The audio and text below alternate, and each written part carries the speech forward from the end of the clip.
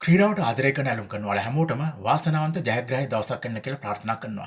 මෙවර 12 වනතවර පැවැත්වෙන වයස අවුරුදු 19 පාල ආසියානු කුසලාන තරඟාවලියේ මූලික කොටේ 3 වන වගේම 4 වන තරඟ තමයි අද පැවැත්වෙන්නේ. ඒ වගේම ශ්‍රී ලංකා වයස අවුරුදු 19 පාල කණ්ඩායම මූලික කොටේ සිව් වන තරඟයට තමයි ක්‍රීඩා කරන්න අවස්ථාව උදා කරගෙන තිබෙන්නේ. ඒ B කාණ්ඩය යටතේ. එහිදී අපි ප්‍රතිවාදීන් එන්නේ නේපාල කණ්ඩායමයි. ඒ වගේම B කාණ්ඩය යටතේ තවත් තරඟයක් පැවැත්වෙනවා. ඒ බංග්ලාදේශය සහ ඇෆ්ගනිස්තාන අතර තරඟය.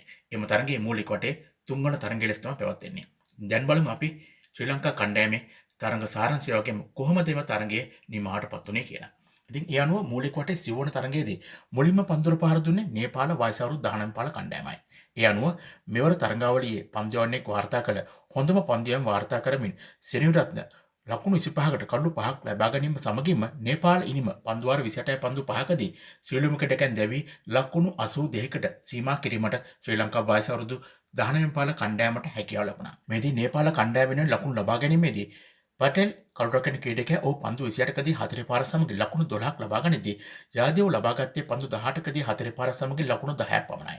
ඒ වගේම ශ්‍රීතා පන්දු 43කදී 4 පාර සමග ලකුණු 18ක් ලබා ගනිද්දී දමි නායකයා පන්දු 20කදී ලකුණු 9කටත් තිවාරික් නොදෙවි ලකුණු 7ක් වගේම විශ්වකර්ම පන්දු 4කදී 11ක් වගේම කාර්තික් ලකුණු 5ක් සහ ශර්මා 1 ලකුණක් ලබාගෙන තමයි මේ විදිහට ඔවුන්ගේ ලකුණු පූර්වට දායකත්වය ලබා දුන් පිතිකරුවන් බවට පත් වුණේ. විශේෂයෙන්ම ගේම් වැදගත්ම කාරණාව වන්නේ ලකුණු 20ට වඩා කිසිදු පිතිකරුවෙක් මෙම ඉනිම තුළ ලබා නොගැනීමයි. ඒ වගේම මෙම ලකුණු 82 ලබා ගැනීමේදී වයිට් පන්දු 15ක් වගේම ලෙග් බයිස් ලකුණු 4ක් ඔවුන්ගේ ලකුණු පොළට එක් වී තිබීමත් කැපී පෙනෙන කාරණාවක් බවට තමයි පත් වුණේ. පන්දු යැවීමේදී නායක විමත් දින්සාර පන්දු යවන්න 6 දෙනෙක් භාවිත කර තිබෙනවා. එෙහිදී 5 දෙනෙක්ම සාර්ථක වෙද්දී චමුදිතට තමයි කඩු ලබා ගැනීමට හැකියාවක් ලැබෙන්නේ නැත්තේ. ඔහු පන්දුවාර 5ක් තුළ නිලුකුණු පන්දුවාරයක් සමග ලකුණු 11ක් ලබා දී තිබෙනවා. ඊට අමතරව නිම්සාර, ආකාශ්, සිගේරා වගේම හීන පිටිකල එක කොල්ලබැගින් ලබා ගනිද්දී සෙත්මික සෙනවිරත තමයි සාර්ථකම පන්දු යවන්න බවට පත්ව තිබෙන්නේ.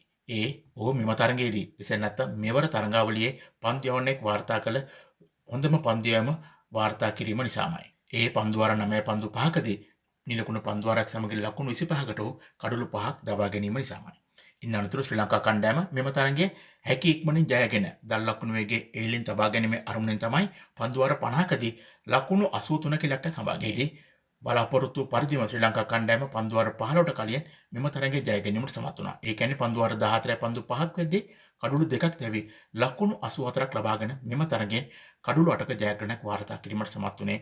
පන්දුවාර 35යි එක් පන්දුවක්ද ඉතිරි කරමින්. ලකුණු ලබා ගැනීමේදී ශ්‍රී ලංකා වයස අවුරුදු 19 පාල කණ්ඩායම වෙනුවෙන් මහවිතාන පන්දු 49කදී 4 පාර 3ක් සහ 6 පාර සමග ලකුණු 39ක් නොදෙවි ලබා ගනිද්දී චමුදිත පන්දු 9කදී 4 පාර 2ක් සමගින් ලකුණු 10කට දැවි යනවා. ඒ වගේම විධාන පත්තිරණ ලකුණු 2කට දැවි යද්දී ගමගේ නොදෙවි පන්දුර පහර දෙමින් පන්දු 29කදී 4 පාර 3ක් සහ 6 පාර සමගින් ලකුණු 24ක් ලබා ගනිද්දී අතිරේක ලකුණු 9ක්ද එක් වී තිබෙනවා. ඊට වයිට් පන්දු 7ක් වගේම ලෙග් බයිස් ලකුණු 2ක් ඇතුළත්. ඒ අනුව තමයි අපේ ක්‍රීඩකයන් පන්දුවාර 14 පන්දු 5ක් වෙද්දී ලකුණු 84ක් කඩලු 2ක් ලැබී ලබාගෙන මෙම තරගයෙන් කඩලු 8ක ජයග්‍රහණයක් වාර්තා කිරීමට සමත් වුණේ.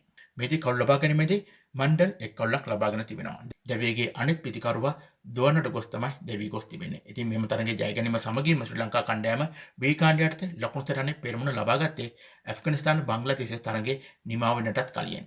ඉතින් අපි බලමු ඉදිරියේ පවත්වන තරඟ සමගින් විමත් ඇතුළු අපේ කොල්ලෝ කොහොමද ඉදිරියට ගමන් කරන්නේ කියලා. එහෙනම් රැඳෙන්න අපිත් එක්ක දිගටම උණුසුම් වන ක්‍රිකට් ලෝකයේ අලුත්ම ක්‍රිකට් විස්තර නිරන්තරයෙන් දැනගන්න ශ්‍රී ලංකා ක්‍රිකට් ෆෑන්ස් කියන අපේ නාලිකා සමගින්. ඔයාලා හැමෝටම සුබ දවසක්. ජය වේවා.